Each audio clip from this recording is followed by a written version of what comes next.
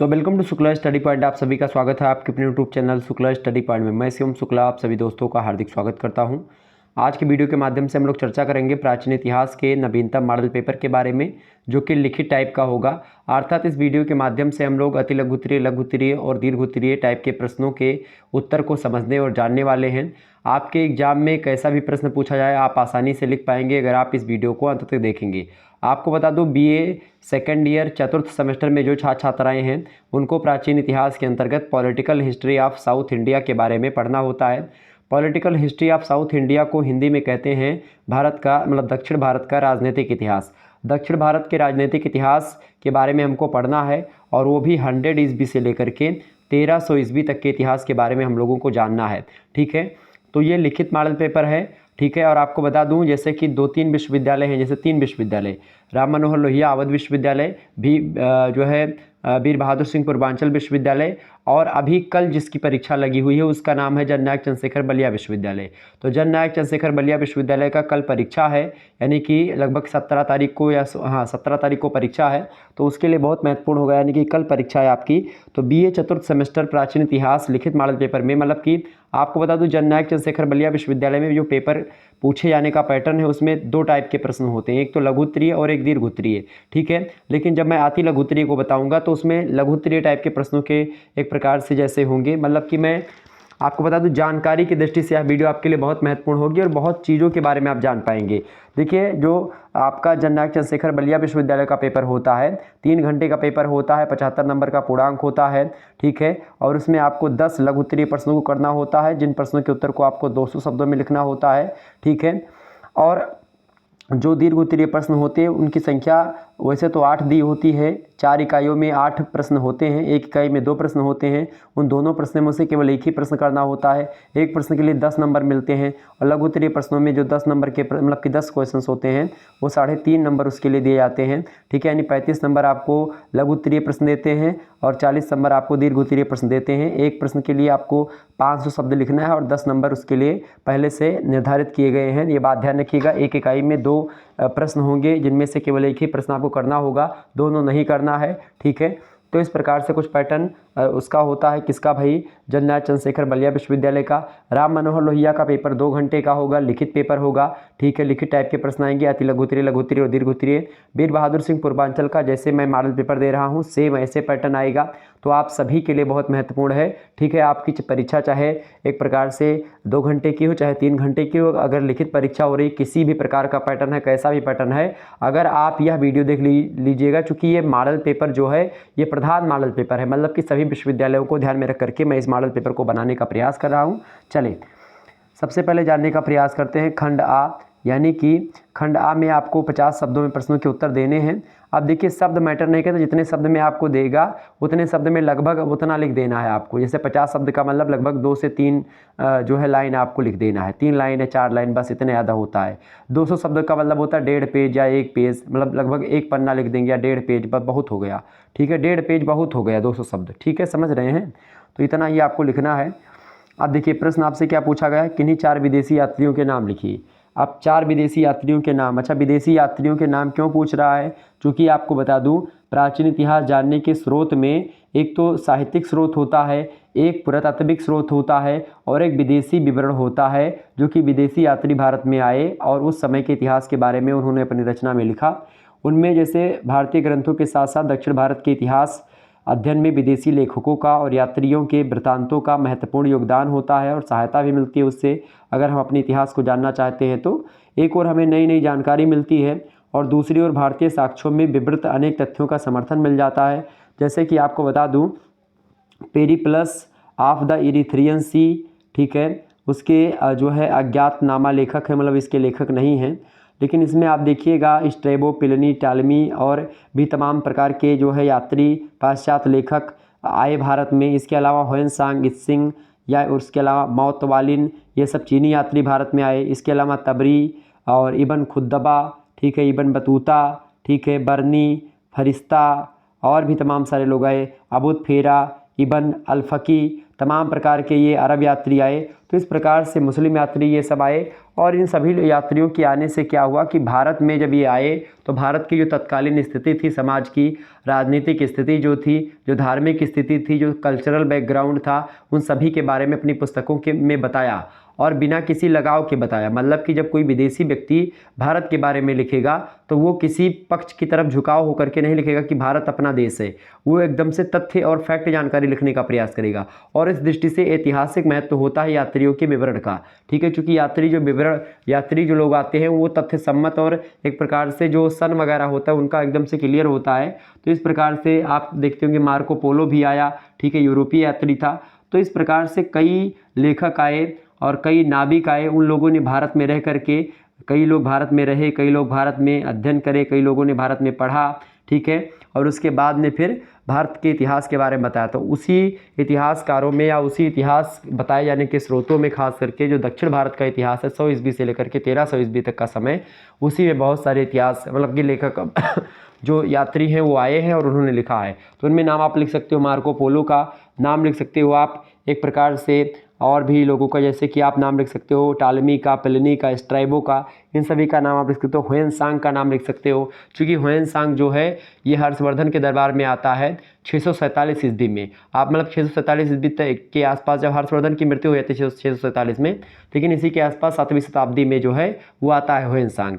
और ह्वेनसांग जो है हर्षवर्धन के दरबार में आता है, चीन से आता है, यहाँ पर पढ़ता भी है। तो दक्षिण भारत के इतिहास के बारे में भी जानकारी वो उसका जो ग्रंथ है उसमें मिलता है, ठीक है। आगे देखिए, अगला प्रश्न आपकी स्क्रीन पर आ चुका, तोलकापियम। तोलकापियम के बारे में बताने का प्रयास करेंगे भाई, फटाफट से आप लोग बताने का प्रयास करेंगे। तोलकापियम एक ग्रंथ है। आपको बता दूं, संगम साहित्य का नाम आप लोगों ने सुना होगा। मैं बार बार जब आपको एंशिएंट हिस्ट्री पढ़ा रहा था तो उसमें संगम साहित्य के बारे में आपको बताया होगा। संगम साहित्य में जो प्रथम संगम है उसमें तो कोई ग्रंथ मिला ही नहीं है। द्वितीय संगम जो था उसमें एकमात्र ग्रंथ मिला, उसी का नाम है तोलकापियम। तोलकापियम जो है ये द्वितीय साहित्य का, द्वितीय संगम का, जो पल्लव शासक लोग इकट्ठा मतलब संगम करवाते थे, ठीक है, तो द्वितीय संगम साहित्य का एक प्रकार से अवशिष्ट ग्रंथ है ये तोलकापियम, मतलब बचा कुचा ग्रंथ है।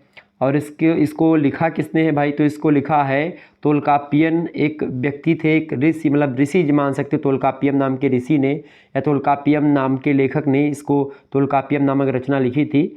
और अगस्त ऋषि को मतलब अगस्त ऋषि का नाम आप लोग अगर जानते होंगे तो अगस्त ऋषि के 12 शिष्य थे, 12 योग्य शिष्य थे, और भी कई शिष्य थे, लेकिन 12 योग्य शिष्य थे, प्रमुख शिष्य थे। और उन्हीं शिष्यों में खास करके 12 शिष्यों में से एक शिष्य थे तोलकापियन, जिन्होंने दक्षिण भारत के इतिहास के संदर्भ में द्वितीय संगम साहित्य में एक प्रकार से अपना ग्रंथ तोलकापियम लिखा था, ये बात ध्यान रखिएगा। और एक प्रकार से व्याकरण प्रबंध ग्रंथ है ये तोलकापियम। व्याकरण के साथ साथ इसमें काव्य शास्त्र का भी विवेचन किया गया है। और आपको बताऊं कि ये प्रबंध जो है तोलकापियम जो है 3 खंडों में बटा हुआ है। प्रत्येक खंड में 9 उपखंड भी हैं। और प्रथम खंड में आप देखिएगा वर्ण विचार यानी इलथू, दूसरे में मतलब व्युत्पत्ति यानी सोल, तीसरे में पदार्थ यानी पोरुल का वर्णन किया गया है। प्रथम 2 खंड से तत्कालीन तमिल भाषा और तीसरे से तत्युगीन सामाजिक और आर्थिक, राजनीतिक, धार्मिक इन सभी दशाओं पर प्रकाश पड़ता है। और आपको बता दूं इस तरह इसे वर्ण विचार, शब्द व्युत्पत्ति, अलंकार, छंद शास्त्र, प्रणय और युद्ध की अनुभूति तथा आचार विचार आप देखते हैं इस रचना में आपको मिल जाएगा। कुल मिलाकर के ये सब एक प्रकार से तोलकापियम ग्रंथ में आपको मिल जाएंगे। तो ये है तोलकापियम ग्रंथ के बारे में कुछ बातें। इसके अलावा तृतीय संगम हुआ। तृतीय संगम में आप देखते हैं कई ग्रंथ हमको मिलते हैं, जैसे कि कुरुंथोकय जो है, एन कुरनूर, और इसके अलावा पादी त्रिप्पू, ठीक है, परिपादल, कालितोगय, आहनानूर, ठीक है, नानिन्नय, ठीक है, पुरनानूर, ये तमाम प्रकार के ग्रंथ मिलते हैं। और ये एक प्रकार से आपको देखिएगा, आप और देखिएगा जैसे कि एक रचना और है, एक एत्तुतोकय, ये अष्टपद्यावली है जिसके ग्रंथों के बारे में मैंने आपको बताया। और एक ग्रंथ है पत्तू पपात्तू, एक 10 गीत है वो, ठीक है। इसी प्रकार से और भी तमाम सारे ग्रंथ मिलते हैं जो है शिल्पादिकरम, और इसके अलावा मणि में कलय, ये सब, और जीवक चिंतामणि, ये सब महाकाव्य हैं। तो ये सब भी तृतीय संगम के मिलते हैं, लेकिन तोलकापियम से प्रश्न पूछा जाता है। तीसरा क्वेश्चन आप देखिएगा, सिंह विष्णु। सिंह विष्णु कौन थे भाई? सिंह विष्णु की अगर बात की जाए तो सिंह विष्णु का नाम आप लोगों ने नहीं सुना अगर, तो ये महान पल्लव शासक थे सिंह विष्णु। और सिंह विष्णु की बात की जाए तो इनका जो समय काल रहा सिंह विष्णु का वो रहा है 575 ईस्वी में। 575 ईस्वी में गद्दी पर बैठते हैं सिंह विष्णु और 600 ईस्वी तक शासन करते हैं। आपको बता दूं 75 और इसमें जोड़ेंगे तो 25 वर्ष, लगभग 25 वर्ष तक शासन किया किसने, सिंह विष्णु ने। और आपको बता दूं सिंह वर्मन द्वितीय के पुत्र हैं सिंह विष्णु, और इनके राजारोहण के समय पल्लवों के इतिहास की अस्पष्टता और अनिश्चितता समाप्त हो चुकी थी। आपको बता दूं इस राजवंश की महानता और गौरव के युग का प्रारंभ हो गया था पल्लव वंश के, ठीक है। और 575 ईस्वी के लगभग ये राजा बनता है और अवनी सिंह की उपाधि धारण करता है, गद्दी पर बैठता है। अवनी सिंह का मतलब होता है शौर्य का परिचायक, एक प्रकार से मतलब कि बलशाली का परिचायक। और इसके अलावा आप देखिएगा ये कई प्रकार की और भी सफलताएं इसने लगभग आप देखिएगा कलभरों, मालवों, चोलों, पांडवों, केरलों, सिंघल के शासकों, इन सभी के साथ युद्ध किया और सभी को पराजित भी किया, सभी युद्ध में सफलता हासिल करी। और आप देखिएगा कि सिंह विष्णु जो था इसको एक प्रकार से इन सभी युद्धों को मतलब सफलताओं का श्रेय केवल इसी को नहीं दिया जा सकता है। सफलताएं जो इसने अर्जित करी इसमें एक प्रकार से और भी लोगों का योगदान रहा, लेकिन विद्वान ये रहा है। और आपको बता दूं कई सारे विद्वानों का यह भी मानना है कि कलभरों को पराजित किया था इसने। मालवा से एक प्रकार से मालवा पर जो इसने विजय प्राप्त करी थी वो पर्वत श्रृंखला थी, उस पर विजय प्राप्त करी थी। सिंह विष्णु की विजय जो है मालव प्रदेश पर थी, ठीक है, मतलब मालव प्रदेश पर असंभव प्रतीत होती है। मालव प्रदेश पर इनकी विजय नहीं हुई थी, मलय पर्वत एक है वहाँ पर विजय प्राप्त करी थी, तो ऐसा कुछ इतिहासकार मानते हैं। तो ये एक प्रकार से सिंह विष्णु के बारे में कुछ बातें थी जो मैंने आपको बताई। सिंह विष्णु जो था धर्मनिष्ठ था, वैष्णव धर्म का अनुयायी था, भगवान विष्णु को मानता था, कला भी एक प्रकार से कला का उत्साही था, ये बात ध्यान रखिएगा। और इसके पुत्र ने अपनी कृति मत विलास प्रहसन में इसके शौर्य और गुणों की प्रशंसा भी करी है सिंह विष्णु की, ठीक है। तो इस प्रकार से आप देखिएगा जो है इसके समय में ही आप देख सिंह विष्णु के समय में मामल्लपुरम यानी महाबलीपुरम के जो आबी वराह मंदिर है उसका निर्माण भी हुआ था, ठीक है। तो ये सब चीज़ें सिंह विष्णु के समय में हुई थी। तो पल्लव शासक था, समझ रहे हैं। आगे बढ़िए। चौथा प्रश्न आपकी स्क्रीन पर आ चुका, नरसिंह वर्मा प्रथम। नरसिंह वर्मा प्रथम कौन था भाई, फटाफट से आप लोग बताने का प्रयास करेंगे। नरसिंह वर्मा प्रथम, आप सभी को पता होगा नरसिंह वर्मा प्रथम के बारे में।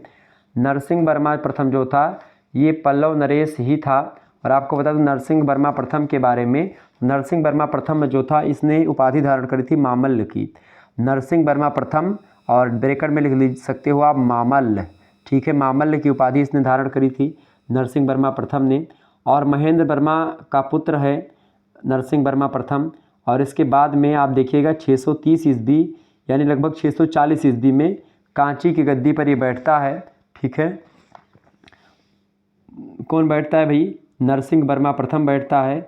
और अपने पिता से भी अधिक पराक्रमी था, विजेता था, ये युद्ध में एक प्रकार से हमेशा जीतता था। डॉक्टर बलराम श्रीवास्तव एक इतिहासकार हैं, उन्होंने नरसिंह वर्मन यानी नरसिंह वर्मा के बारे में, नरसिंह वर्मा मतलब अपने पिता से भी बढ़ चढ़ करके प्रतिभाशाली इसको बताया है। नरसिंह वर्मा को महेंद्र वर्मा से ज़्यादा शक्तिशाली बताया है, ठीक है। और आप देखिएगा कि नरसिंह वर्मा जो प्रथम था इसकी अगर बात की जाए, नरसिंह वर्मन या नरसिंह वर्मा या नरसिंह वर्मा प्रथम, ठीक है, इसने अपने पिता की राजनीतिक और सांस्कृतिक परंपराओं का निर्वाह सुयोग्यता पूर्वक किया और असाधारण पौरुष था इसका। और आप देखिएगा ये इसी दृष्टि से मतलब चूँकि ये इसका जो पौरुष था वो असाधारण था, मतलब एक साधारण पुरुष की भांति काम नहीं करता था, एकदम से अलग तरीके से काम किया करता था। और इसका उपनाम था महामल्ल। महामल्ल की उपाधि या मामल्ल की उपाधि इसको दी गई, ठीक है, ये इसके लिए उचित प्रतीत होती है। और इसने अपने पौरुष के द्वारा समस्त प्रतिद्वंदियों की गतिविधि को नियंत्रित कर दिया था। अपने शासन अवधि में मतलब लगभग आप देखिएगा 630 ईस्वी से लेकर के 668 ईस्वी तक इसने शासन किया और पल्लव साम्राज्य को दक्षिण भारत की सर्वोच्च राजनीतिक शक्ति के रूप में प्रदर्शित करने का जो काम किया है वो पल्लव नरेश किसने किया है, पल्लव नरेश नरसिंह वर्मा प्रथम ने किया है। आपको बता दूं डॉक्टर आर.एन. पांडे एक इतिहासकार हैं, उन्होंने इसके संदर्भ में अपने विचार व्यक्त किए हैं और उन्होंने कहा कि इसने न केवल पल्लवों के परंपरागत पैतृक साम्राज्य को सुरक्षित रखा बल्कि या प्रत्युत अपनी सामरिक उपलब्धियों से पल्लवों को सुदूर दक्षिण की एक बड़ी शक्ति के रूप में प्रतिष्ठित करके महामल्ल यानी कि महायोद्धा या महान योद्धा जिसको कहता है उसको महामल्ल कहा जाता है, उसकी उपाधि धारण करी और जो कि सार्थक सिद्ध होती है। तो ये नरसिंह वर्मा जो है प्रथम, जिसको मामल्ल या महामल्ल कहा जाता था, इसके बारे में मैंने आपको बताया। अगला प्रश्न है 5वां नंबर, ध्रुव और अमोघ वर्ष। ध्रुव कौन थे भाई? ध्रुव और अमोघ वर्ष के बारे में आपसे प्रश्न पूछा जा रहा है। ध्रुव की बात की जाए, ध्रुव के बारे में, ध्रुव जो था इसकी अगर बात की तो राष्ट्रकूट वंश से संबंधित है ध्रुव। सबसे पहले ये जानिए, राष्ट्रकूट वंश से रिलेटेड है ध्रुव, ठीक है। 780 ईस्वी में गद्दी पर बैठता है और 793 ईस्वी तक गद्दी पर बैठा रहता है, मतलब कि लगभग 13 साल तक एक प्रकार से ध्रुव का शासन रहता है। और ध्रुव की अगर बात की जाए तो राष्ट्रकूट वंश का सर्वप्रथम राजा था जिसने उत्तरी भारत की राजनीति में हस्तक्षेप किया, ध्रुव ही था ऐसा, ठीक है। और दक्षिण से निश्चिंत होने के पश्चात इसने उत्तरी भारत की ओर ध्यान दिया। जिस समय उत्तरी भारत में उज्जैन के प्रतिहारों और बंगाल के पालों के बीच में संघर्ष हो रहा था, उस समय ध्रुव ने भी इस युद्ध में भाग लिया और भारत में एक छत्र सत्ता की स्थापना के लिए पालों को, प्रतिहारों को और राष्ट्रकूटों के साथ संघर्ष किया। और यह संघर्ष जो है त्रिराज्य संघर्ष के नाम से जाना जाता है। यह त्रिराज्य संघर्ष या एक प्रकार से त्रिपक्षीय संघर्ष के नाम से जाना जाता है। पाल और प्रतिहार और राष्ट्रकूट के बीच का जो संघर्ष है, तो राष्ट्रकूट की तरफ से जो था वो ध्रुव ही एक प्रकार से इस जो है संघर्ष में भाग लिया था। क्योंकि गुर्जर प्रतिहार अत्यंत शक्तिशाली थे और संपूर्ण भारत पर अपना अधिकार कर लेना चाहते थे। 783 ईस्वी में गुर्जर प्रतिहार वंश का राजा था वत्सराज, उसने कन्नौज पर आक्रमण कर दिया और वहाँ के राजा थे उस समय इंद्रायुध, उनको पराजित कर दिया और अपने हाथ की कठपुतली बना लिया एकदम से। तो बंगाल का शासक उस समय कौन था? पाल वंश का शासन था बंगाल पर। तो बंगाल के जो पाल वंश के शासक थे उनका नाम था धर्मपाल। धर्मपाल जो थे वो अत्यधिक शक्तिशाली थे और एक प्रकार से वो किसी का सहता नहीं था, बिल्कुल असह्य था और उत्तरी भारत को अपने अधिकार में रखने का इच्छुक था। वह यह नहीं देख सकता था कि उसके प्रतिद्वंदी गुर्जर प्रतिहार कन्नौज पर अपना अधिकार जमा ले, इसीलिए उसने इंद्रायुध के स्थान पर उसके एक सामंत चक्रायुध को सिंहासन पर बैठाने का प्रयास किया और फलस्वरूप प्रतिहारों और पालों के बीच में संघर्ष यानी कि युद्ध छिड़ जाता है। डिंडोरी के लेख और राघनपुर के लेख से पता चलता है कि गुर्जर प्रतिहार राजा वत्सराज ने धर्मपाल को पराजित कर दिया, मतलब पाल वंश के शासक थे जो धर्मपाल, उनको वत्सराज ने, जो कि गुर्जर प्रतिहार वंश के शासक थे, उन्होंने पराजित कर दिया। यानी वत्सराज ने धर्मपाल को पराजित करके युद्ध मतलब कि यज्ञ का वर्णन कर लिया, मतलब उसको उनको हरा दिया, किसको? पाल वंश के शासकों को हरा दिया। ऐसे में आप देखिएगा इस समय राष्ट्रकूट वंश का राजा था ध्रुव। और ध्रुव की अगर बात की जाए तो ध्रुव ने उत्तरी भारत की राजनीति में हस्तक्षेप किया और प्रतिहार राजा वत्सराज का प्रबल विरोधी था ये ध्रुव, क्योंकि गृह युद्ध में उसने गोविंद द्वितीय की सहायता की थी। और ध्रुव और वत्सराज के बीच में भयंकर संघर्ष शुरू होता है जिसमें वत्सराज की पराजय होती है और उसे राजपूताना की ओर भाग जाना पड़ता है। तो गुर्जर प्रतिहार राजा वत्सराज को पराजित करने के पश्चात ध्रुव ने पाल नरेश धर्मपाल पर फिर आक्रमण किया और उसने गंगा यमुना के दुआब में पराजित किया।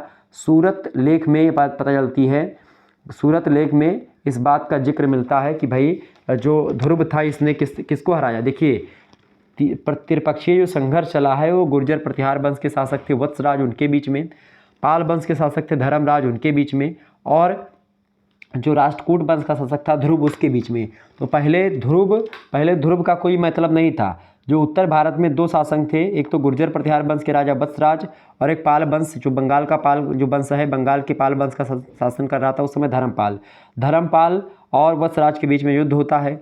वत्सराज उसमें पराजित हो जाता है और पराजित होने के बाद में एक प्रकार से जब वत्सराज पराजित हो जाता है तो धर्मपाल एकदम से, मतलब कि धर्मपाल पराजित होता है, वत्सराज जीतता है, चूँकि वत्सराज गुर्जर प्रतिहार वंश का है और प्रतापी शासक है। तो फिर उसके बाद में ध्रुव जो है वो उत्तर भारत में आक्रमण करता है, किस पर? वत्सराज पर, और वत्सराज को पराजित करता है। फिर जब वत्सराज पराजित हो जाता है फिर उसके बाद में उसको लगता है कि अब धर्मपाल जो है एक प्रकार से मोहरा लेने योग्य हो चुका है, तो धर्मपाल पर आक्रमण करता है, धर्मपाल को पराजित करता है ध्रुव जो है, ठीक है। ये ध्रुव के बारे में कुछ बातें हैं। इसके बाद में यहीं पर दिया हुआ है अमोघ वर्ष। अमोघ वर्ष कौन है, प्रश्न आपसे पूछेगा। तो अमोघ वर्ष की बात की जाए तो अमोघ वर्ष भी राष्ट्रकूट वंश से ही रिलेटेड है। और आपको बता दूं, गोविंद तृतीय जब उत्तरी भारत से वापस लौट रहा था तो उसी समय 808 ईस्वी के आसपास की बात है, उसने एक पुत्र एक प्रकार से जन्म दिया, मतलब एक पुत्र हुआ गोविंद तृतीय को, मतलब उनकी पत्नी को हुआ, उनको नहीं हुआ, लेकिन उन्हीं का पुत्र कहा जाता है, मतलब उन्हीं का पुत्र ही कहा जाएगा क्योंकि पिता वो है माता वो है, ठीक है। तो 808 ईस्वी में जन्म होता है अमोघ वर्ष का। गोविंद तृतीय की मृत्यु जब हो जाती है 816 में, मात्र 8 वर्ष बीतने के बाद में, तो अमोघ वर्ष सिंहासन पर बैठा दिया जाता है। उस समय उसकी आयु लगभग 8 साल के आसपास या 7 साल के आसपास या 6 साल के आसपास, ऐसे अलग अलग विद्वान बताते हैं। लेकिन अगर 808 ईस्वी में उसका जन्म हुआ था तो 816 ईस्वी यानी कि लगभग 7-8 वर्ष हुए होंगे। तो 7-8 वर्ष का था वो अमोघ वर्ष जब गद्दी पर बैठाया गया उसको। और विद्वान उस समय थे गोविंद तृतीय। उनके भारत के अभियान की तिथि 801, 802 स्वीकार करते हैं। और आप देखिएगा कि वह कहते हैं कि अमोघ वर्ष का जन्म 803 ईस्वी में हुआ था और सिंहासन पर बैठने की जब उसकी आयु थी तो 11-12 साल का हो गया था। कुछ विद्वान उसको 6 वर्ष का मानते हैं, कुछ 8 वर्ष का, ऐसे ऐसे अलग विद्वान अपने अपने हिसाब से बताते हैं। ठीक है। अमोघ वर्ष के अवयस्क होने के कारण से गुजरात के वायसराय कर्क ने उसके संरक्षण के रूप में कार्य करना प्रारंभ कर दिया था। इस प्रकार से अमोघ वर्ष के बारे में कुछ बातें मैंने बताई। क्योंकि अमोघ वर्ष जो था वो कम आयु का था और इसी के फलस्वरूप क्या हुआ, राजाओं ने उसके विरुद्ध 1817 ईस्वी में विद्रोह कर दिया। गंग नरेश ने अपने को स्वतंत्र कर लिया। बेंगी के चालुक्य राजा थे विक्रमादित्य द्वितीय, उन्होंने राजपूतों पर आक्रमण कर दिया।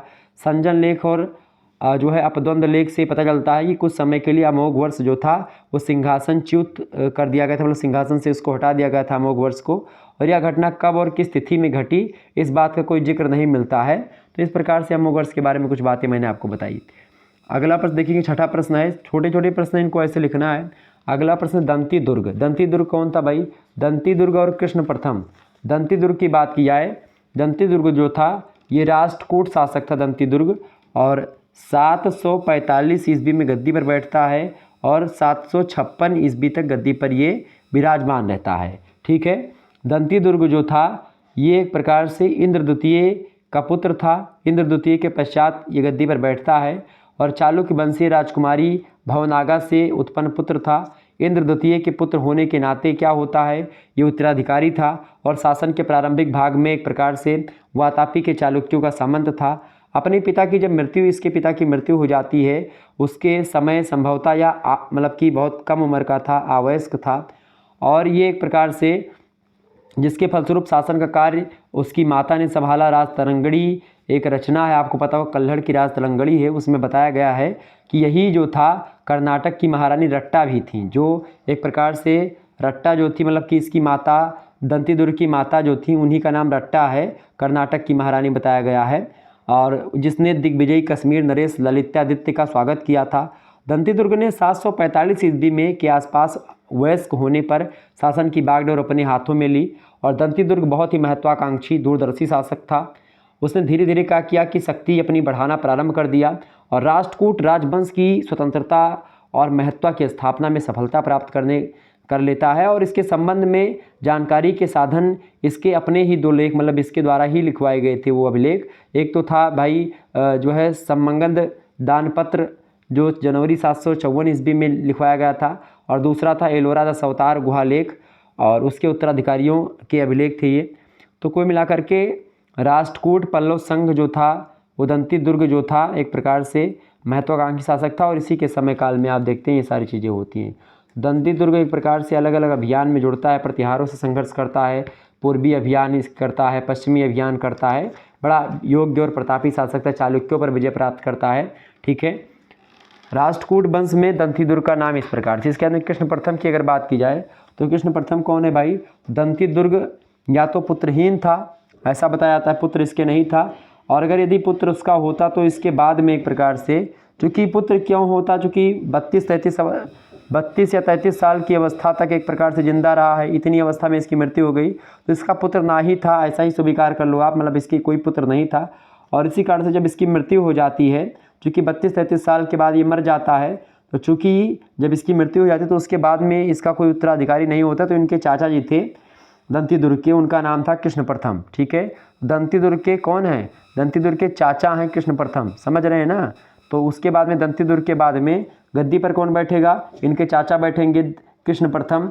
ठीक है। और B.A. स्मिथ एक इतिहासकार हैं, इतिहासकार स्मिथ ने कहा कि दंती दुर्ग को राज सिंहासन से अपदस्थ करके कृष्ण प्रथम स्वयं राजा बन गया। ये दंती दुर्ग मतलब इनका मानना है B.A. स्मिथ का कि ये मरा नहीं था, उसको हटा करके बने थे ये राजा। ठीक है। जबकि C.B. वैद्य कहते हैं कि उसने दंती दुर्ग को संभवतः मार डाला होगा, उसके बाद में गद्दी पर बैठे होंगे। ठीक है। चूँकि मिलता है संस्कृत में लिखा कि तस्मिन न आपुत्रे चा तत्पृथिव्यः कृष्णराज्ञः, किंतु अंतिम राष्ट्रकूट सम्राट कर्क द्वितीय के कदवा दानपत्र में कृष्ण प्रथम के उत्तराधिकारी का कारण दंती दुर्ग की पुत्रहीनता को दिया गया कि उसके कोई पुत्र नहीं था, इसीलिए उसका चाचा जो है गद्दी संभालता है। और चीतल दुर्ग अभिलेख वो भी है, उस लेख से पता चलता है कि गुजरात शाखा के राष्ट्रकूट शासक कर्कराज के बड़ौदा ताम्रपात्र के अनुसार कृष्ण प्रथम ने अपने एक पद भ्रष्ट संबंधी को पदच्युत किया था और कृष्ण प्रथम के द्वारा आपदस्थ संबंधी 557 ईस्वी के अतरौली जो है छरौली दानपत्र का कर्क द्वितीय जान पड़ता है। तो इस प्रकार से अलग अलग अभिलेखों में अलग अलग चीज़ों के बारे में बताया गया है। आगे देखिएगा 7वां प्रश्न आपकी स्क्रीन पर आ चुका है, पुलकेशियन द्वितीय। पुलकेशियन द्वितीय के बारे में आप सभी लोग जानते ही होंगे। पुलकेशियन द्वितीय जो है वो बड़ा प्रतापी शासक है और पुलकेशियन द्वितीय जो है खास करके एक महान शासक, एक विजेता के साथ साथ एक कुशल राजनेता भी है। और बाहर से मतलब भारत से बाहर ईरानी शासक खुसरो द्वितीय से राजनयिक संबंध स्थापित करने का काम किया पुलकेशियन द्वितीय ने, और चालुक्य वंश का नाम एक प्रकार से अमर करने का काम किया। और ख़ास करके इसने जो भारतीय यश है, चालुक्य वंश का जो परचम है वो भारतीय सीमा के बाहर भी लहराने का काम किया। प्रसिद्ध फारसी इतिहासकार था तबरी इतिहासकार, जो फारसी इतिहासकार, उसने कहा कि फारस के शासक खुसरो द्वितीय यानी खुसरो परवेज़ ने अपने 36वें शासन वर्ष यानी लगभग 625 से 626 ईस्वी में भारतीय सम्राट के एक राजदूत का स्वागत किया था। तबरी ने भारतीय राजा का नाम प्रमेश अर्थात परमेश या परमेश्वर लिखा है। इसके अलावा पुरालेखीय प्रमाणों से पता चलता है कि यह पुलकेशियन का उपनाम था। आरसी मजूमदार, बी घोष, के नीलकंठ शास्त्री, इन सभी विद्वानों का विचार है कि भारतीय शासक हर्ष अथवा अन्य कोई भी हो सकता है, मतलब जो उसके यहाँ पर गया था, मतलब कि परवेज के यहाँ पर, खुसरो परवेज के यहाँ पर जिसने दूध भेजा हो, ठीक है, अलग अलग विद्वान मानते हैं। अपने ग्रंथ हर्ष शीलादित्य में श्री राम गोयल ने इन विद्वानों के मतों का समर्थन भी किया है। और इसके प्रमाणों के अलावा आपका मत है कि मतलब इनका श्री राम गोयल का मत ये है कि हर्ष का सिंध पर धावा यह बताता है कि वह उत्तर पश्चिम की दिशा में गतिशील था। और बाण ने एक स्थल पर लिखा है, बाण भट्ट ने, कि उत्साही जनों के लिए तरस्कुकों का देश हाथ पर तथा पारसिकों का बीता भर है, ऐसा बताया जाता है। कुल मिलाकर के आप देखिएगा पुलकेशियन द्वितीय जो था बड़ा योग्य शासक है। चीनी यात्री हुएनसांग जो है 641 ईस्वी महाराष्ट्र की यात्रा करता है और इस समय पुलकेशियन द्वितीय की शक्ति और प्रतिष्ठा अपने चरम पर थी। पुलकेशियन द्वितीय की चर्चा करते हुए चीनी यात्री जो हुएनसांग है वो लिखता है कि पुलकेशियन द्वितीय जो था क्षत्रिय था और इसकी प्रजा इसकी आज्ञाओं को सर्वदा सिरोधार्य करती थी और इस राजा के कार्य तथा इसकी योजनाएं बहुत ज़्यादा थीं, अलग अलग प्रकार की थी, विविध थीं और इसके द्वारा किए गए कल्याणकारी कार्यों का दूर दूर तक प्रभाव था। इसके सामंत स्वामी भक्त थे। इसके राज्य का क्षेत्रफल 5000 जो है मील था और इसकी राजधानी के पश्चिम तथा एक विशाल नदी प्रवाहित होती थी इसकी राजधानी के पश्चिम में। राजधानी का क्षेत्रफल 30 जो है लगभग 8 किलोमीटर के आसपास था। और आप देखिएगा मतलब ली मतलब एक प्रकार से 30 ली को 8 किलोमीटर कहा जाता है। भड़ोच से लगभग आप देखते हैं 267 किलोमीटर की दूरी पर स्थित था। तो इस प्रकार से हुएनसांग जो है पुलकेशियन द्वितीय के बारे में बताता है। तो पुलकेशियन द्वितीय जो था इसने हर्षवर्धन पर भी विजय प्राप्त करी थी। ये बात भी एक प्रकार से अभिलेखों से पता चलती हैं। आगे देखिएगा अगला प्रश्न आपकी स्क्रीन पर आ चुका है, फटाफट से आप लोग देखने का प्रयास करेंगे। इंपॉर्टेंट क्वेश्चन है, बहुत ही इंपॉर्टेंट प्रश्न आप सभी लोग देख रहे हैं। देखिए 8वां क्वेश्चन है तैलप द्वितीय या तैल द्वितीय कौन था। फटाफट से आप लोग बताने का प्रयास करेंगे तैल द्वितीय के बारे में। तो तैल द्वितीय जो था एक कल्याणी का नरेश था। कल्याणी के चालुक्यों का शासन मतलब कल्याणी के चालुक्य वंश का शासक था ये तैल द्वितीय। 973 ईस्वी में गद्दी पर बैठता है और 997 ईस्वी तक एक प्रकार से गद्दी संभाले रहता है। तो एक प्रकार से ये है तैल द्वितीय। तैल द्वितीय राष्ट्रकूट नरेश कर्क द्वितीय के सामंत के रूप में शासन करते हुए पर्याप्त शक्ति अर्जित करके अपने प्रभाव का विस्तार करने लगता है। और जब उसको अनुकूल अवसर मिलता है तो अनुकूल अवसर देख करके तैल द्वितीय ने क्या किया, अपनी राजनीतिक महत्वाकांक्षा को साकार करने के लिए विद्रोह कर दिया। और इस प्रकार तैल द्वितीय अपने प्रभु सम्राट की कीमत पर कल्याणी का संप्रभु शासक बनने में सफल होता है। तैल द्वितीय विक्रमादित्य चतुर्थ का पुत्र था। इसकी माता का नाम बोंथा देवी था। त्रिपुरी के कलचुरी नरेश लक्ष्मण राज की पुत्री थी इनकी माता जी। और इसकी रानी जो थी उसका नाम था जाकब्बा या जक्कल देवी। एक स्थानीय राष्ट्रकूट शासक भम्मा यानी कि ब्रह्म महर की पुत्री थी। बॉम्बे कर्नाटक अभिलेख में आप देखिएगा, बॉम्बे कर्नाटक अभिलेख संख्या 176 से पता चलता है कि राष्ट्रकूट सम्राट कृष्ण तृतीय के शासनकाल में 957 ईस्वी में तैल द्वितीय उसके अधीन मेलपाटी क्षेत्र में शासन कर रहा था।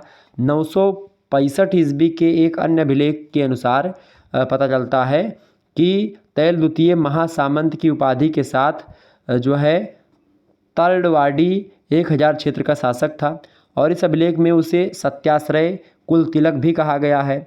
आप देखिएगा चालुक्य राम या आहव मल्ल के नाम से इसको एक प्रकार से इसको उपाधि से विभूषित भी किया गया। इन उपाधियों से, किस उपाधियों से भैया? आहव मल्ल या चालुक्य राम। तो इस प्रकार से तैल द्वितीय के बारे में चीज़ें मैंने आपको बताई। अच्छा, चालुक्य सत्ता की पुनर्स्थापना जो करता है वो तैल द्वितीय करता है। एक दूरदर्शी राजनीतिज्ञ था।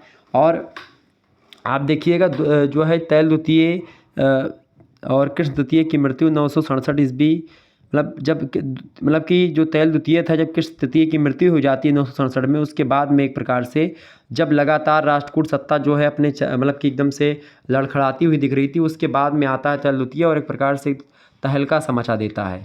ठीक है, तो ये है तैल द्वितीय। चोलों के साथ संघर्ष करता है, परमारों के साथ भी इसका संघर्ष होता है। ठीक है, ये बात ध्यान रखिएगा।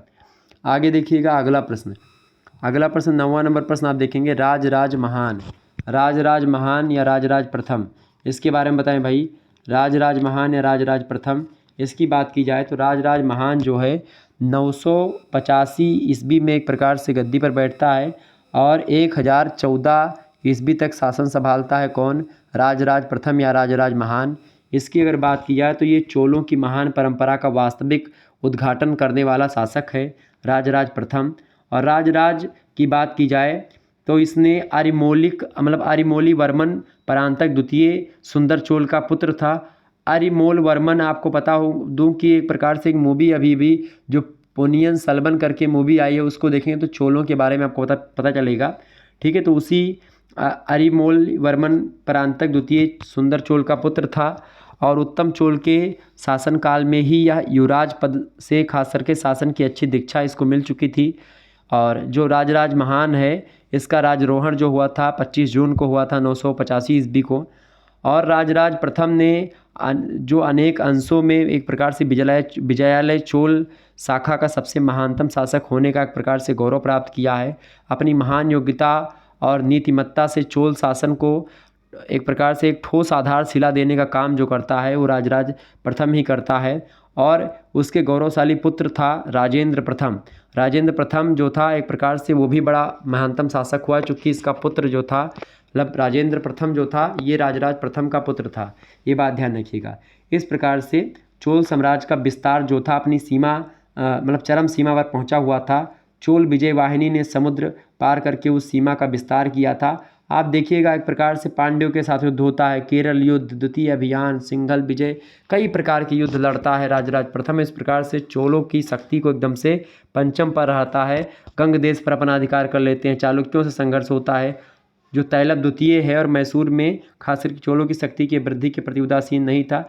आप देखिएगा कि लगातार एक प्रकार से युद्ध करता है ये राजराज प्रथम और इसीलिए इसके नाम के पीछे महान जोड़ा जाता है, राजराज महान।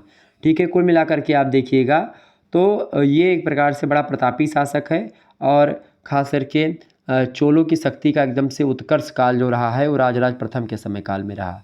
अगला प्रश्न आप देखिए 10वां प्रश्न है रुद्रम देवी या रुद्रांबा देवी। एक मूवी इस पर भी बन चुकी है। अर्जुन क्या नाम है उनका, क्या नाम है, अरे मैं नाम नहीं ध्यान आ पा रहा हूँ। एक अल्लू अर्जुन एक सुपरस्टार है साउथ के, अल्लू अर्जुन की मूवी एक है रुद्रांबा देवी। उसमें आप देखिएगा रुद्रांबा देवी जो है वो वही रुद्रांबा देवी की बात लगभग की जा रही है मुझे लग रहा है।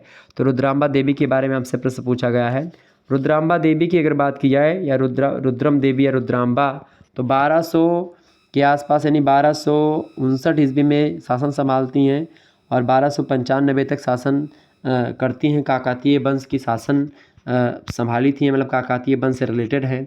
रुद्रांबा देवी या रुद्रम देवी ने अपने पिता द्वारा उत्तराधिकारी मनोनीत किए जाने के बाद में शक संवत 1182 यानी कि लगभग 1259 से 60 ईस्वी का समय आता है, उस समय गद्दी पर बैठती हैं और उनके पिताजी का नाम था रुद्रदेव महाराज, ये रुद्रदेव महाराज के नाम से गद्दी पर बैठती हैं, ठीक है, और उन्हीं के नाम पर शासन करती हैं। राजपद प्राप्त करने पर यह पुरुष भेष में दरबार में आया करती थीं, युद्धों में भी भाग लिया करती थीं और ख़ास करके आप देखिएगा ये साहस इनका ठीक ठाक था। उसके बाद में प्रारंभिक वर्षों में जब ये शासन संभालती हैं तो शुरुआती वर्षों में ही पांडे आक्रमण होता है और आप देखिएगा मुत्तुकूर के रण क्षेत्र में पराजय हो जाती है इनकी और इसके फलस्वरूप राज्य में अराजकता फैल जाती है, अव्यवस्था फैल जाती है। गणपति को कुछ भूभाग भी खोने पड़ जाते हैं, कुछ सामंत भी एक प्रकार से इधर उधर भटक जाते हैं और अपनी वृद्धावस्था में राज्य की नवीन स्थिति का सामना करने में अपने को असमर्थ पाकर के गणपति शासन का संपूर्ण भार जो है वो अपनी पुत्री रुद्रम देवी और उनके परामर्शदाताओं के हाथों में सौंप करके स्वयं जो है पृष्ठभूमि में चला जाता है। और इस राजनीतिक संन्यास के बावजूद 1266 ईस्वी तथा 1269 ईस्वी के उसके 2 अभिलेख प्राप्त हुए हैं, जो इस बात के द्योतक है कि कम से कम 1270 ईस्वी तक जीवित रहा और उसके 1269 ईस्वी अभिलेख से जो गुंटूर जनपद के फलनाड तालुक में स्थित दुग्गी नामक स्थान से मिला हुआ है, उसमें पता चलता है कि उस समय तक काकतीय सामग्री के रूप में रुद्रम देवी का अभिषेक नहीं हुआ था जब इसका अभिलेख 1266 तक लिखा गया। और इस विलंब का कारण राज्य की संकटमय स्थिति जान पड़ती है। शासन तो उसको दे दिया था लेकिन उसका राज्याभिषेक उतना थोड़ा लेट था और वो एक प्रकार से जो इनके शासक थे इनके पिताजी, उन्होंने एक प्रकार से बड़ा शासन किया, गणपति, ठीक है। तो गणपति जी जो हैं उनके पिताजी हैं और गणपति ने रुद्रांबा को एक प्रकार से अपना शासन दे दिया था। कुछ सामंतों ने विरोध भी किया क्योंकि वे एक स्त्री थी और ऐसे में स्त्री शासन स्वीकार करने के लिए लोग तैयार नहीं थे। उसके विरुद्ध हथियार भी उठा लिया, बहुत सारे लोगों ने उसकी प्रभुसत्ता समाप्त करने के प्रयास में जुट गए। और आप देखिएगा प्रताप चरित्र एक रचना है, उसके अनुसार राज परिवार के कुछ अन्य सदस्य ने भी सिंहासन प्राप्त करने की चेष्टा करी। आप देखिएगा वो मूवी देख लीजिएगा जब आप अल्लू अर्जुन की रुद्रांबा देवी, तो उस मूवी में पूरा विस्तार से बताया गया है, ठीक है, ये बात ध्यान रखिएगा। तो काकतीय राजवंश से रिलेटेड है, गणपति की पुत्री हैं ये रुद्रांबा देवी। तो इस प्रकार से आप लोगों ने कुछ चीज़ों के बारे में जाना, समझा और परखा। आगे बढ़ते हैं और भी चीज़ों को जानने का प्रयास करते हैं। अगला प्रश्न आपकी स्क्रीन पर आ चुका है, फटाफट से आप लोग देखिएगा। केवल 5 प्रश्न आपको करने हैं खंडवा से। 200 शब्दों में इन प्रश्नों के उत्तर को आपको लिखना है, ये बात भी आप ध्यान रखिएगा। पहला प्रश्न आपकी स्क्रीन पर आ चुका है। पहला प्रश्न क्या है, भारतीय धर्म का दक्षिण पूर्व एशिया पर क्या प्रभाव पड़ा? फटाफट से आप लोग बताने का प्रयास करेंगे। तो क्या प्रभाव पड़ा भाई, सभी लोग बताइएगा, क्या प्रभाव पड़ा है भारतीय धर्म का दक्षिण पूर्व एशिया पर? तो दक्षिण पूर्व एशिया पर भारतीय धर्म का बड़ा ज़बरदस्त प्रभाव पड़ा है। आपको बता दूं कि दक्षिणी पूर्वी एशिया के विभिन्न देशों में ब्राह्मण तथा बौद्ध धर्मों का बोलबाला था। बर्मा हो गया, बर्मा तथा श्याम में बौद्ध धर्म का प्रचलन, आप कि वियतनाम में, बर्मा और वियतनाम में बौद्ध धर्म का प्रचलन था, जबकि अन्य देशों में पौराणिक हिंदू धर्म ही विशेष रूप से लोकप्रिय था। पौराणिक देवी देवताओं में खास करके भगवान शंकर और विष्णु भगवान और ब्रह्मा ये विशेष लोकप्रिय देवता हुआ करते थे। शैव धर्म तो वहाँ का राजधर्म था। शिव की पूजा लिंगों तथा मूर्तियाँ दोनों रूप में आपको मिलती नजर आती हैं वहाँ पर। शिव के रौद्र और सौम्य दोनों ही रूपों की से जवानी परिचित थे, कि एक प्रकार से रौद्र रूप भी है और सौम्य रूप, दोनों रूप एक प्रकार से उनके युवा अवस्था की दिखाई पड़ती है।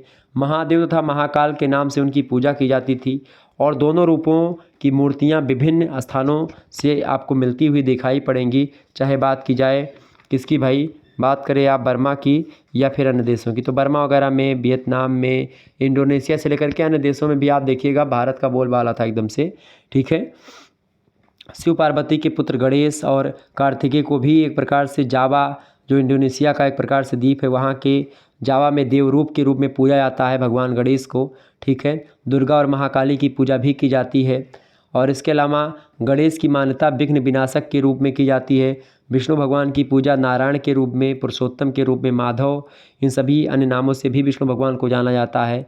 और कई स्थानों से विष्णु भगवान की चतुर्भुजी मूर्तियाँ भी मिली हुई हैं। उनके प्रतीक रूप में शंख, चक्र, गदा, पद्म, इन सभी का अंकन भी मिला है। चंपा से शेष नाग पर शयन करते हुए विष्णु भगवान की मूर्ति प्राप्त हुई है। कंबोज से, चंपा, कंबोज, ये सब द्वीप हैं। कंबोज का अंकोर वाट स्थित विष्णु मंदिर, वहाँ उसकी लोकप्रियता तथा जीता जागता उदाहरण है। कृष्ण भगवान, राम जी, मत्स्य, बाराह और नरसिंह, इन सभी के रूप में विष्णु भगवान की मूर्तियाँ बनाई गई है। अवतार जो भगवान के ये सब हैं। जावा के निवासी इन अवतारों संबंधी विभिन्न पौराणिक कथाओं से परिचित भी हैं। भगवान शंकर और भगवान विष्णु के अतिरिक्त ब्रह्मा की पूजा भी की जाती है और मूर्तियों में उनके 4 मुख दिखाए गए। ब्रह्मा के हंस पर विराजमान हैं, अपने हाथ में माला लिए हुए हैं, चमर, कमल और कमंडल धारण किए हुए हैं। ब्रह्मा की शक्ति सरस्वती की भी मूर्ति मतलब ब्रह्मा जी के साथ जो है शक्ति सरस्वती की मूर्ति भी मिलती है और तीनों देवताओं को एक साथ मिला करके त्रिमूर्ति कहा जाता है। इस प्रकार से आप देखते हैं कि अन्य भारतीय देवी देवताओं की भी पूजा मतलब कि वहाँ पर होती है और मूर्तियाँ मिली हैं, जैसे कि यम, वरुण, अग्नि, कुबेर, इंद्र, सूर्य, चंद्र, इन सभी की पूजा दक्षिण पूर्वी एशिया के विभिन्न भागों में की जाती है। और इसका प्रभाव भारतीय एक प्रकार से सनातन धर्म का प्रचार प्रसार मतलब भारतीय सनातन का प्रभाव है या भारतीय धर्म का प्रभाव है दक्षिण पूर्वी एशिया पर, कि दक्षिण पूर्वी एशिया में आज भी लोग एक प्रकार से भगवान के देवी देवताओं का, आज भी इंडोनेशिया में अगर आप देखेंगे तो भगवान श्री कृष्ण जो है गीता का उपदेश देते हुए आपको अनेक चौराहों पर आपको दिख जाएंगे। इंडोनेशिया जबकि मुस्लिम कंट्री, दुनिया का सबसे बड़ा मुस्लिम कंट्री देश था अभी तक, अब पाकिस्तान की जनसंख्या थोड़ी बढ़ गई है उससे, 1-8 करोड़ या कुछ आधा लाख या कुछ ऐसे मतलब कि 50 लाख के आसपास कुछ बढ़ी हुई है। पाकिस्तान की जनसंख्या ज़्यादा है, ठीक है। और इंडोनेशिया की जनसंख्या भी एक प्रकार से अपने चरम पर है, तो बहुत ज़्यादा मुस्लिम वहाँ पर भी है। और तीसरे नंबर पर भारत ही अपना, तो इस प्रकार से चीज़ें। अगला प्रश्न आप देखिएगा, दूसरा प्रश्न है देवगिरी के यादवों की उत्पत्ति पर प्रकाश डालिए। देवगिरी के यादव वंश पर प्रकाश डालने को आपसे कह रहा है, तो वो टार्च वाला प्रकाश नहीं बात कर रहा है। यहाँ पर देवगिरी एक प्रकार से दक्षिण में है। देवगिरी दक्षिण भारत का एक प्रकार से स्थान है। देवगिरी एक दौलताबाद देवगिरी, तो देवगिरी में यादव वंश का जो एक प्रकार से उद्भव हुआ है वो 9वीं शताब्दी के मध्य में हुआ। 9वीं शताब्दी का मतलब लगभग आप देखिएगा 9वीं शताब्दी का मतलब सीधा सा 850 के बाद, ठीक है, लगभग महाराष्ट्र के नासिक अहमदनगर के क्षेत्र में हुआ। और इस वंश के प्रारंभिक शासक पहले मान्यखेट के राष्ट्रकूटों के सामंत और पदाधिकारी हुआ करते थे। बाद में उन्होंने कल्याणी के चालुक्यों की अधिसत्ता स्वीकार कर ली और यादवों ने शिव तथा विष्णु भगवान से अपने को संबोधित माना, मतलब संबंधित यानी रिलेटेड माना, और विष्णु के वाहन गरुड़ की आकृति को अपने राजकीय ध्वज तथा मुद्राओं पर अंकित करवाया। यादव शासकों की कुछ मुद्राओं पर हनुमान का चित्र भी पाया गया है और यादवों की उत्पत्ति उनके अभिलेखों में, महाकाव्यों तथा पुराणों में उद्धृत ययाति के यदु से कही गई है। वे यदु के वंशज होने के कारण से यादव कहे गए हैं। और इस राजवंश के शासक झिल्लम तृतीय ने यादव नारायण की उपाधि धारण की थी। हेमाद्रि के अभिमत में यादव चंद्रवंशी थे। 13वीं शताब्दी के मराठी कवि ज्ञानेश्वर ने भगवत गीता की मराठी टीका में यादव शासक रामचंद्र को चंद्रवंशी कहा है, किंतु डॉक्टर S.M. मिश्र की धारणा है कि ये वृत्तांत मुख्यतः कल्पना पर आधारित है। तो इस प्रकार से देवगिरी की यादवों के बारे में कुछ बातें मैंने आपको बताई। यादवों की अगर बात की जाए तो B.K. रजवाड़े कहते हैं कि यादव उत्तर भारत के मूल निवासी हुआ करते थे। बाद में उन्होंने दक्षिणापथ के मराठों पर विजय प्राप्त कर दी। R.G. भंडारकर और C.B. वैद्य कहते हैं कि उन्होंने महाराष्ट्र के प्राचीनतम मराठा क्षत्रिय परिवारों में मतलब कि उनका जन्म या मतलब उन्हीं में से एक माने जाते हैं, जो मराठा क्षत्रिय होते तो उन्हीं में से एक हैं। अल्तेकर कहते हैं, अल्तेकर ने वैद्य के मत का समर्थन किया और उनके अनुसार कालांतर में जब यादवों ने राज सत्ता प्राप्त कर ली तो मथुरा और द्वारका के प्रसिद्ध यादव वंश से अपना संबंध जोड़ लिया। इस प्रकार से यादवों के बारे में कुछ बातें मैंने आपको बताई। अच्छा, पी.बी. देसाई ने निम्नलिखित तर्कों के आधार पर यादवों को कन्नड़ देश का मूल निवासी बताया और इस राजवंश के कुछ शासकों के नाम बताए, जैसे दड्डिप, भिल्लम, रज्जुगी, वसुगी और वड्डुगी, ये कन्नड़ उत्पत्ति के शब्द हैं, ठीक है, कन्नड़ भाषा के हैं। और चूँकि यादव वंश के सब शासक हुए हैं और अधिकांश अभिलेख जो है कन्नड़ भाषा में लिखे गए, इसीलिए वो कन्नड़ के हैं यादव लोग, ऐसा स्वीकार करते। तो ये देवगिरी की यादवों के बारे में कुछ बातें मैंने आपको बताई। आगे बढ़ते हैं और भी चीज़ों को जानने का प्रयास करते हैं। अगला प्रश्न आप देखिएगा, तीसरा प्रश्न आपकी स्क्रीन पर आ चुका है। बल्लाल द्वितीय होयसल राजवंश का महानतम शासक था, व्याख्या कीजिए। बल्लाल द्वितीय इंपॉर्टेंट शासक है होयसल राजवंश का और महानतम शासक है। प्रश्न पूछा क्या गया है आपसे कि महानतम शासक था, ऐसा सिद्ध करें, ठीक है। कौन? बल्लाल द्वितीय, ठीक है, या बीर बल्लाल द्वितीय या बल्लाल द्वितीय, ठीक है, ये बात ध्यान रखिएगा, इसी का नाम है बीर बल्लाल। ये होयसल राजवंश का महानतम शासक था, इसमें कोई दो राय नहीं है। 1173 ईस्वी में शासन की बागडोर अपने हाथों में संभालता है और 1220 तक एक प्रकार से ये शासन की बागडोर अपने हाथों में लिए रहता है। नरसिंह प्रथम का पुत्र है ये बल्लाल द्वितीय, और 1173 में गद्दी पर बैठ ही जाता है, राजा बनता है।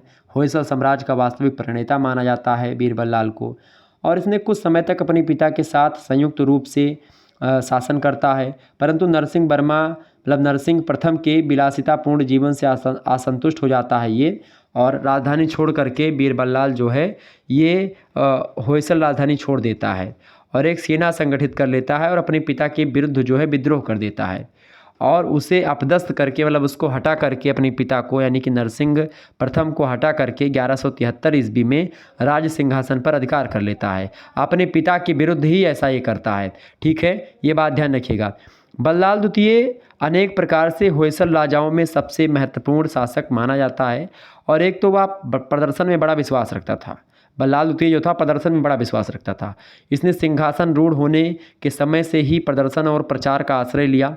अपनी वंशावली की महत्व, होयसल परिवार की उपलब्धियों के बारे में और आत्मविश्वासों के द्वारा अपनी प्रजा और अन्य राजाओं का ध्यान अपनी ओर खींचने का काम किया, और होयसल परिवार के बल्लाल नामधारी व्यक्तियों से अपनी विशेषता दिखलाने से के निमित्त उसने अपना नाम बीर बल्लाल रखा, और उसने राजा और राज परिवार की पदवियों में बुद्धि की और मतलब उसमें वृद्धि करी, उसमें बढ़ाया, और अपना गुणगान करने के लिए चारणों का एक बड़ा दल संगठित किया जो कि उनके बारे में उनके विरोध को गाएं। विरोध मतलब होता है कि उनकी एक प्रकार से प्रशंसा करें। एक ऐसे चारण और भाट कवि होते हैं जो कि एक प्रकार से इधर उधर जा करके राजा के एक प्रकार से बारे में बताते रहते हैं, गाते रहते हैं।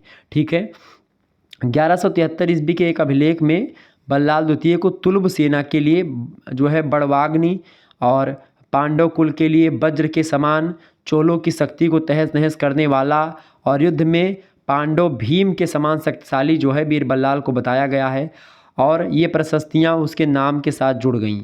कहीं ना कहीं पे आप देखिएगा पांड्य कुल के लिए वज्र के समान, ठीक है, तुलुब सेना के लिए बड़वाग्नि के समान, और एक प्रकार से चोलों की शक्ति को तहस नहस करने वाला, और युद्ध में पांडव जो थे भीम, अर्जुन नकुल सहदेव के भाई जो थे भीम, उन्हीं भीम के समान एक प्रकार से बल में था एक प्रकार से बीर बल्लाल। ये बल्लाल के बारे में कुछ बातें जिसके बारे में मैंने आपको बताई, तो इसीलिए एक प्रकार से ये होयसल राजवंश का महानतम शासक था।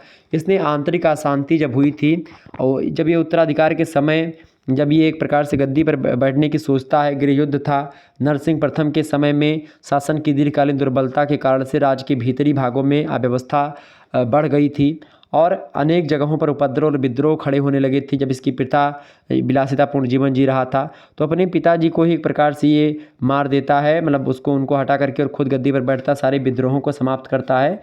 इस प्रकार से एक प्रकार से इसने अपने दम पर एक प्रकार से क्या किया, होयसल राजवंश को एक प्रकार से बहुत ज़्यादा एक प्रकार से महान बनाया और बहुत ज़्यादा समृद्ध किया। अगला प्रश्न आप देखिएगा, चौथा प्रश्न आपकी स्क्रीन पर आ चुका है। गंग वंश पर टिप्पणी लिखिए। गंग वंश के बारे में आप लोग जानते हैं तो बताएं, गंग वंश क्या है भाई। गंग वंश के बारे में अगर बात की जाए तो कदम्ब और पल्लव, कदम्ब राजवंश एक है पल्लव राजवंश। तो कदम्बों और पल्लवों के राज्यों के बीच में खास करके आधुनिक मैसूर के दक्षिण में गंगों का राज हुआ करता था और इस स्थान को गंग वंश के साथ लंबे समय तक संबंध रहने के कारण से इस स्थान को यानी कि जो मैसूर के दक्षिण में जो गंगों का राज है उसको गंगवाड़ी कहा जाने लगा। गंग वंश का प्रारंभिक इतिहास अंधकारपूर्ण है। अभिलेखों में इस वंश का प्रथम शासक जो है कोंकणी वर्मा को बताया गया है। उसे एक प्रकार से जो है जहानवे कुल का मतलब कि गंगा का वंश बताया गया है, जहानवे कुल का बताया गया है। कान्यावयन गोत्र का बताया गया है और उसने कई युद्धों को ख्याति प्राप्त की उसने और अपने लिए एक समृद्धशाली राज्य का निर्माण कर लिया। उस मतलब किसके बारे में बताया गया ये सब बताया गया है कोंकणी वर्मा के बारे में। और कोंकणी वर्मा ने क्या किया, उपाधि कौन सी धारण करी, धर्म महाराज धीराज की उपाधि, धर्म महाराज धीराज की उपाधि धारण करी। और उसकी स्वतंत्र स्थिति का सूचक एक प्रकार से ये है कि भाई इसने जब ये उपाधि धारण करी तो बड़ा एक प्रकार से, चूँकि गंग राजवंश का था, ये उपाधि धारण करी तो लगा कि भाई हाँ यही एक प्रकार से वो है। हालांकि था भी यही, जो गंग राजवंश का संस्थापक है कोंकणी वर्मा ही था। कोंकणी वर्मा का जो समय काल है वो 400 ईस्वी के आसपास है। 400 ईस्वी के आसपास माना जा सकता है, क्योंकि गंगों की प्रारंभिक राजधानी जो हुआ करती थी वो कोलर थी। कोलर माने कुलाल थी, बाद में वो तलकाट मतलब कि तलकाड़ हो जाती है, ठीक है, राजधानी इन लोगों की गंगों की। तो ये गंग नरेश में जैसे दुर्विनीत हो गया, ठीक है, और कुंकड़ी वर्मा का पुत्र था माधव प्रथम। ये सब एक प्रकार से इसके शासन संभालते हैं, ठीक है। आगे बढ़ते हैं, अगला प्रश्न आप देखिएगा। अगला प्रश्न आपकी स्क्रीन पर आ चुका, फटाफट से आप लोग देखने का प्रयास करेंगे। इंपॉर्टेंट क्वेश्चन है। पांचवा प्रश्न आप देखिएगा। पांचवा प्रश्न है, मृगेश बर्मन एवं शांति बर्मन कौन थे? बताएं सभी लोग भाई, फटाफट से आप लोग बताने का प्रयास करेंगे। एक बार सभी लोग वीडियो को लाइक और शेयर अवश्य कर दीजिएगा। प्रश्न बहुत ही इंपॉर्टेंट है। मृगेश बर्मन और शांति बर्मन कौन थे भाई? मृगेश बर्मन और शांति बर्मन कौन थे? तो कदम्ब शासक थे ये लोग, ठीक है। अगर बात की जाए मृगेश बर्मन की, तो उससे पहले आप लोग शांति बर्मन के बारे में जानें। शांति बर्मन जो था, शांति बर्मन का ही पुत्र है। शांति बर्मन जो है बप्पा हैं और मृगेश बर्मन उनके लड़का हैं, मतलब शांति बर्मन पिताजी हैं, ठीक है, समझ रहे हैं, और मृगेश बर्मन उनके पुत्र हैं। ओके, तो सबसे पहले शांति बर्मन के बारे में समझे। कदम्ब नरेश हैं। कदम्ब राजवंशों की अगर बात की जाए तो कदम्ब राजवंश जो है 4वीं शताब्दी ईस्वी के मध्य से कदम्बों का दक्षिणापथ से दक्षिण पश्चिम में उत्कर्ष होता है, और इस समय समुद्रगुप्त के दक्षिणापथ अभियान के परिणाम स्वरूप कांची के पल्लवों की शक्ति अत्यंत क्षीण हो चुकी थी। कदम्ब लोग जो है मानव गोत्रीय ब्राह्मण हुआ करते थे और अपने को हरित पुत्र कहते थे, और उनका जो मुख्य कार्य है वेदों का अध्ययन करना, वैदिक यज्ञों का अनुष्ठान करना, ये सब हुआ करता था। पहले वे पल्लवों की अधीनता स्वीकार करते थे, और इस वंश के मयूर शर्मन ने पल्लवों के विरुद्ध विद्रोह कर दिया और अपनी स्वतंत्रता घोषित कर दी, और कदम्ब वंश का संस्थापक जो बना वो मयूर शर्मन बना। मयूर शर्मन जो था एक प्रकार से वो कदम्ब राजवंश का संस्थापक था। लगभग 345 ईस्वी में एक प्रकार से गद्दी पर बैठता है, 360 ईस्वी तक अब शासन करता है। फिर इसके बाद में जो है आप देखिए काकुत्स बर्मन का उत्तराधिकारी होता है पुत्र शांति बर्मन। शांति बर्मन जो है, ये जिसके बारे में बता रहा हूँ, तो शांति बर्मन जो है ये 450 ईस्वी में गद्दी पर बैठता है और 475 ईस्वी तक शासन करता है, ये लगभग 25 साल तक, ठीक है, 450 से 475 तक, ठीक है। अब लेकिन आपको बता दूं मयूर शर्मन जो है 360 तक शासन करता है। 360 के बाद में आप देखते हैं 450 तक का जो 100 लगभग मतलब कि 90 वर्षों का जो समय रहा, इसमें आप देखिएगा इसमें जो है और भी शासक आते हैं शासन करने के लिए कदम्ब राजवंश के, लेकिन पूछा गया है शांति बर्मन के बारे में। शांति बर्मन चूँकि इंपॉर्टेंट है, 25 सालों तक शासन किया, 450 से 475 ईस्वी तक शासन किया। अत्यंत यशस्वी शासक था, तेजशाली शासक था। और इसने क्या किया था, शांति बर्मन ने जो 3 ताज यानी कि जो है पटत्रय धारण करा था इसने। और इसके पुत्र मृगेश के एक लेख से पता चलता है कि इसने अपने शत्रुओं की लक्ष्मी को उसके मतलब उनके महलों से बलपूर्वक खींच निकाला था, मतलब कि धन बहुत ज़्यादा, मतलब किसी को जीता और धन वहाँ से ले आया। शांति बर्मन के काल में कदम्ब राज्य को पल्लवों से खतरा बना हुआ था, और उसने अपने राज्य के दक्षिणी भाग को अपने छोटे भाई कृष्ण बर्मन की अधीनता में कर लिया था। और आपको बताऊं कि स्पष्ट है कि राज्य का विभाजन एक प्रकार से आप देखिएगा छोटे भाई कृष्ण बर्मन की अधीनता में कर दिया था, और यह अस्पष्टता राज्य का विभाजन ही था। कृष्ण बर्मन ने अश्वमेध यज्ञ भी करा था, पल्लवों के साथ युद्ध में, मतलब पल्लवों के साथ युद्ध किया था इसने, और उसी युद्ध में इसकी मृत्यु हो जाती है, और मृत्यु के बाद में इसका पुत्र विष्णु वर्मा पल्लवों के द्वारा अभिषिक्त किया जाता है। और फिर इसके बाद में आप देखते हैं गद्दी पर आता है कौन, मृगेश बर्मन। मृगेश बर्मन शांति बर्मन का पुत्र है, और इसकी मृत्यु के बाद में ये गद्दी पर बैठता है। 470 ईस्वी में ही एक प्रकार से गद्दी पर बैठ जाता है और 488 तक शासन करता है। वैसे 475 तक एक प्रकार से जीवित रहते हैं, उसके बाद में मृत्यु होती है, लेकिन 470 ईस्वी में गद्दी पर बैठ जाते हैं मृगेश बर्मन, उनके पिताजी बैठा देते हैं उनको शांति बर्मन, ठीक है। और आपको बता दूं कि उसका मतलब शांति बर्मन मतलब कि मृगेश बर्मन का बनवासी और पलासिका दोनों पर अधिकार एक प्रकार से जैसे शासन करता है, कर लेता है। गंग और पल्लव शासकों के विरुद्ध उसने सफलता प्राप्त करी, और अपनी विद्वता और बुद्धिमत्ता के लिए मृगेश बर्मन एक प्रकार से प्रसिद्ध था। एक कुशल सैनिक भी था, और घोड़े और हाथियों की सवारी का बड़ा शौक था इसको, मृगेश बर्मन को। और अपने पिताजी की स्मृति में जो है पलासिका में एक जैन मंदिर का निर्माण भी करवाया था इसने, और उसे उदारतापूर्वक दान दिया था और उस मंदिर को। और मृगेश के बाद में रवि वर्मा आते हैं, 500 ईस्वी में शासन संभालते हैं 538 तक, ठीक है। इस प्रकार से शासन चलता है। तो ये मृगेश वर्मन के बारे में और नरेश वर्मन के बारे में कुछ बातें, मतलब शांति वर्मन और मृगेश वर्मन के बारे में कुछ बातें मैंने आपको बताई। आगे बढ़ते हैं। छठा प्रश्न आप देखिएगा, प्रश्न इंपॉर्टेंट है। प्रश्न क्या दिया हुआ है भाई? प्रश्न है बिल्हड़ कौन थे बताइए। फटाफट से आप लोग बताने का प्रयास करेंगे। थोड़ा सा वॉइस में दिक्कत हो, मतलब कि खांसी वगैरह बीच में आ जाती है, उसके लिए माफ़ी चाहूँगा। प्रश्न अगला इंपॉर्टेंट है आपकी परीक्षा की दृष्टि से। बिल्हड़ जो है एक लेखक हैं। आपको बता दूं बिल्हड़ के बारे में प्रश्न आपसे पूछा इसलिए जाता है क्योंकि बिल्हड़ जो हैं उनकी रचना है, उनकी रचना एक प्रकार से, मतलब बिल्हड़ कश्मीरी लेखक हैं और इनकी रचना जो है विक्रमांक देवचरित है। उससे एक प्रकार से विक्रमादित्य के बारे में, जो कि चालुक्य नरेश हैं विक्रमादित्य, उनके बारे में एक प्रकार से बहुत अच्छी जानकारी मिलती है। और चालुक्य नरेश विक्रमादित्य के दरबार में ही रहा करते थे। बिल्हड़ कश्मीरी लेखक हैं, राजाश्रय में रहा करते थे चालुक्य नरेश विक्रमादित्य के। और विक्रमांक देवचरित जो है रचना लिखी है, उसमें विक्रमादित्य के बारे में पूरी बातें बताई हैं। विक्रमांक देवचरित ऐसी एक रचना है, मतलब विक्रमांक देव एक ऐसी रचना है विक्रमांक देवचरित, जिसमें आप देखिएगा चालुक्य वंश की समुचित जानकारी आपको मिलेगी। एक प्रमाणिक ग्रंथ भी है ये। और विक्रमादित्य षष्ठ जो था, ये जो है उसी के बारे में बातें हैं, मतलब विक्रमादित्य षष्ठ के बारे में ही बिल्हड़ लिखते हैं। आपको बता दूं जो है विक्रमादित्य षष्ठ जो था वो कला और साहित्य का बड़ा प्रेमी था, संरक्षक था, और उसने एक विशाल विष्णु मंदिर का निर्माण भी करवाया था।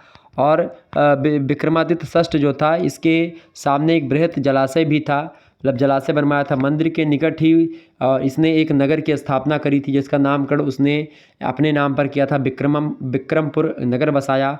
बिल्हड़ जो थे महान कश्मीरी कवि थे और एक प्रकार से उनको ऐसे सुयोग्य संरक्षक मिले थे, एक प्रकार से, जो कि एक प्रकार से बहुत ही महत्वपूर्ण शासक था ये विक्रमादित्य, और उनका संरक्षण प्राप्त हुआ था विक्रमादित्य का बिल्हड़ को। ठीक है, कल्याण में विक्रमादित्य के राज दरबार में पहुंचा। आपको बता दूं मतलब कि ये बहुत ज़्यादा देशाटन किया करते थे।